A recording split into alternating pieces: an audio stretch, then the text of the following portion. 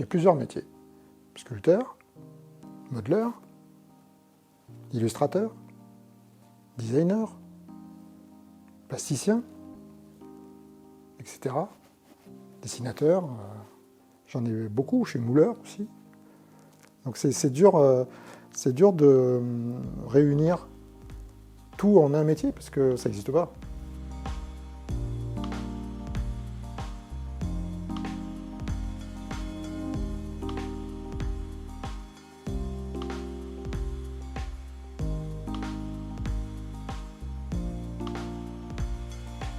Je pense que c'est quelque chose qui était programmé en moi depuis que je suis tout petit. Il y en a qui veulent ils sont à fond dans la voiture, ils vont finir mécanicien. Ben moi, c'était le dessin. Donc je dessinais tout le temps. Au lieu de faire mes devoirs, moi j'allais dessiner, j'allais bricoler, j'allais faire des maquettes et je faisais pas mon boulot d'écolier. Et en fait, mon parcours, il a été un peu chaotique. J'ai quitté l'école jeune, j'avais 16 ans. J'ai cherché et j'ai intégré une classe de prépa avec tout simplement mon dossier personnel. C'était une école qui préparait aux écoles supérieures d'art. Bien que je n'avais pas le niveau bac, ils m'ont pris quand même. Ils m'ont fait confiance et ils ont vu qu'il y avait du potentiel. En fin d'année, il y avait le concours des arts déco qui était ouvert et donc ils ont décidé que j'étais prêt à me présenter.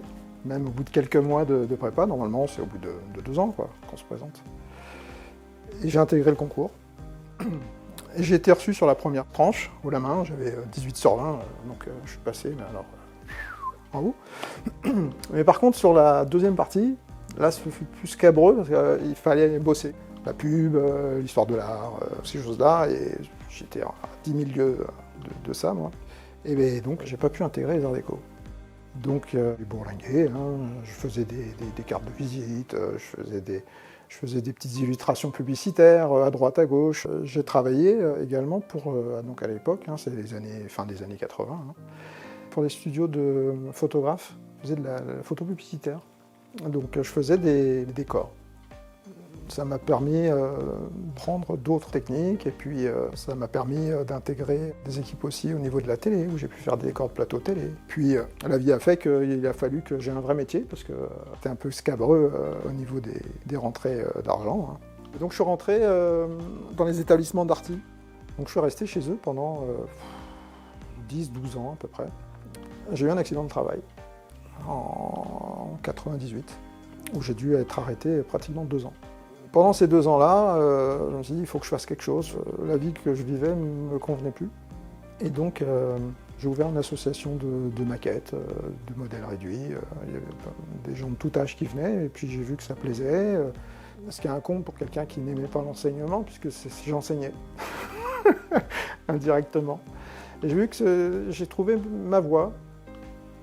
Et je me dis, tiens, je vais faire ça, j'aimerais bien faire ça. Donc j'ai commencé à sculpter des figurines pour animer mes dioramas. Et avec les bases que j'avais, pour finir, même si j'en avais jamais fait de ma vie, réellement, ça passait très bien. J'ai réintégré après ça les établissements d'Arty et j'ai fait la rencontre d'un monsieur qui s'avérait être le directeur général des éditions Del Prado. Donc il venait avec sa secrétaire pour acheter un ordinateur pour la société. Et quand j'ai vu que c'était la société Del Prado, je lui ai dit tout simplement, je fais la même chose que vous. Il me dit, comment ça, vous faites la même chose que moi? Je dis, oui, je fais des petits soldats de plomb. Il dit, ah bon, vous pouvez me montrer? Je dis, oui. J'avais mon pressbook au travail. Et je lui ai montré. Et il m'a dit, c'est vous qui faites ça? Je dis, oui, c'est moi. Vous êtes libre à déjeuner demain? Donc j'ai commencé à collaborer avec eux. Et j'ai quitté les établissements d'Arty.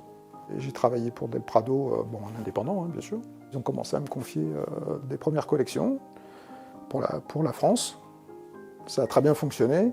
Et puis de fil en aiguille, j'ai commencé à travailler avec les éditions Atlas, Cobra, M6, TF1, Hachette, Altaïa et à peu près tous les éditeurs maintenant ont connu. Ce que les éditeurs me demandaient en termes de collection, c'était très très varié. Ça passait de Betty Boop au Phare de France, en passant par des dioramas représentant des stations-service ou des épiciers, etc. Qu'est-ce que j'ai fait d'autre? Star Wars, bien sûr.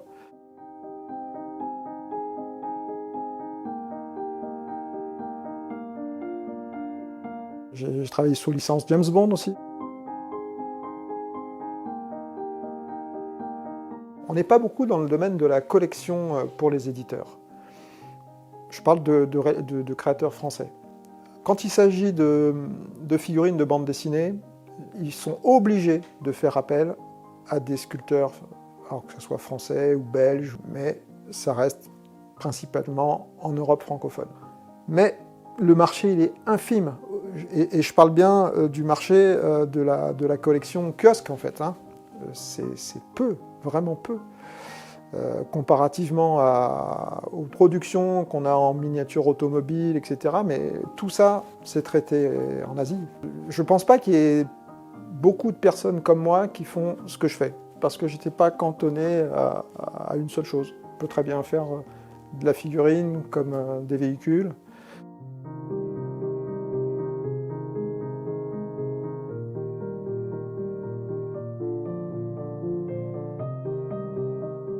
Je pense que je vais me lancer dans mes propres réalisations et mes propres productions, toujours en figurine par ABD. J'ai peut-être un projet sur Chartres, mais ça, j'en dis pas plus. Je pense que je vais également partir sur des véhicules un peu rares, sur des séries limitées, parce que j'ai pas mal de demandes. Et donc, je pense que je vais concrétiser ça. Je pense que c'est une hérésie de faire travailler des sculpteurs français, des artistes français, et puis de faire produire en Chine, quoi. Déjà, moi, je voudrais faire une production France, une production locale, Made in Chartres. Et puis après, cette production, oui, elle est faite pour des amateurs confirmés. Hein. Mais bon, ça ne veut pas dire que c'est des prix de dingue non plus. Donc on peut très bien faire des productions locales en ayant des prix attractifs par rapport à la qualité qui est proposée. Hein.